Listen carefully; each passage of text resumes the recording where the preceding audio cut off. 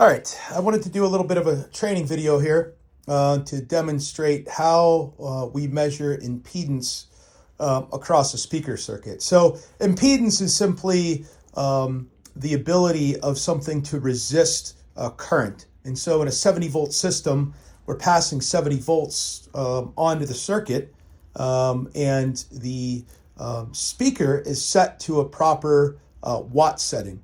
And so what we're going to get back is a reading in ohms of the resistance of the electricity in our circuit. So without getting too technical, each speaker has in a 70 volt system typically has a setting of what we can tap the speaker to. So this particular speaker can do 100 volts, or in the case that we're using it in, it's a 70. And actually, it's called 70, but it's actually technically a 70.7 volt system.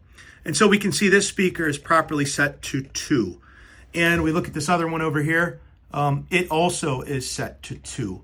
And so if I have a 4 speaker circuit here, to get the total impedance, or to get what our value is in ohms, we take the 4 speakers and we take the setting that each speaker should be set to, in this case is 2, and we simply multiply that out. So 4 times 2, we should get a value of 8.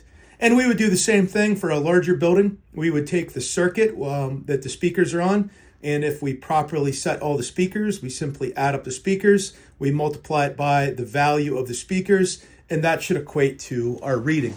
And so in this case, we're going to use an impedance meter to help us do that work. And so this particular impedance meter is a gold line, and the settings on it, just to go over it, the voltage settings should be set at 70, because again, we're testing a 70 volt system. You can see the frequency, we have it set to 1000. And then our range, we have right in the middle at 2000. And by increasing or decreasing the range, that will show us the values in a more specific format. So we can get a more precise reading by simply adjusting our range, and we will get either a round number or we'll get some decimal places. And then we can see the function. We want it set to watts, because that's what we're trying to verify. And then, so if we turn this on and we did our math, we should get a reading of 8. Let's see if we get a reading of 8. Okay, so you can see we have a higher reading than what is expected. You can see we have a reading of 23. So what does that tell us? Is something set wrong in the meter?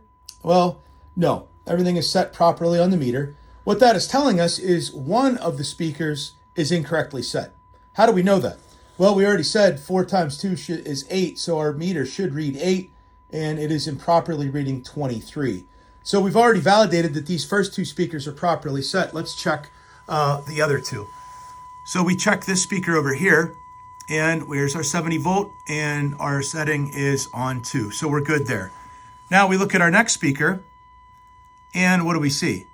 70 volt is set to 16. So we can see this speaker is improperly set. So if we do the math, 16 plus 2, 18 plus another 2, 20. So 22, 23 is our reading. So this speaker is definitely set wrong. So now as I adjust the setting on the speaker, take note of how the meter responds. So you can see I have the setting there on 16. We're going to reduce it down to 8. Notice the meter is already dropping off. Now we're going to change the setting down to 4. And then we're going to change the setting to 2. And we can see the meter properly went down to the value of 8, which is now properly set. So we can see what a valuable tool that this is, and a test that we should do before we connect the system up to an amplifier to properly measure our impedance. And that way we know before we plug it in that our speakers are properly tapped and set properly.